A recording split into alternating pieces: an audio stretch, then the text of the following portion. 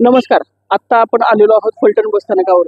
गेल्या 2 दिवसांपूर्वी जो स्वारगेट बस स्टेशनवर प्रकार झाला, त्या प्रक्रियेचा सर्व स्तरामधून निषेध होत आहे.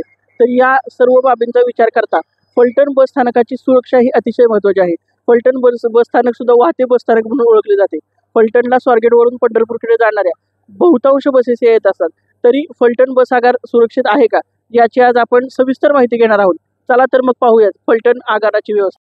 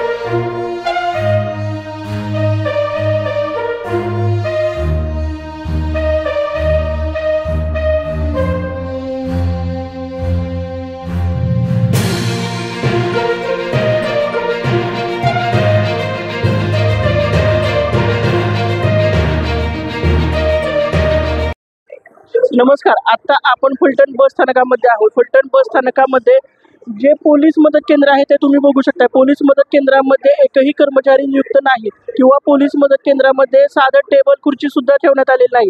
याबाबत आपण पाहूयात. हे आहे फलटण बस स्थानकामधील पोलीस मदत केंद्र.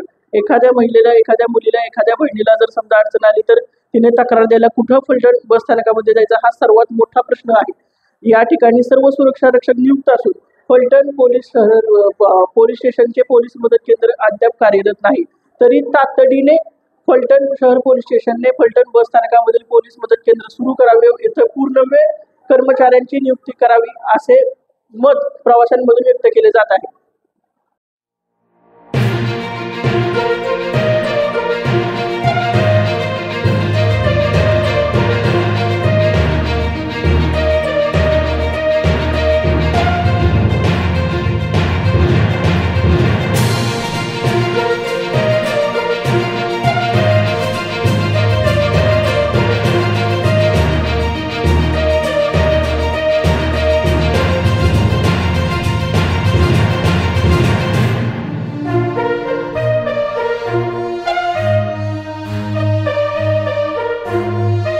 आपल्या परिसरातील ताज्या आणि महत्त्वाच्या बातम्या पाहण्यासाठी स्थैर्य न्यूज चॅनलला यूट्यूबवर सबस्क्राईब करा आणि बेल आयकॉन प्रेस करा.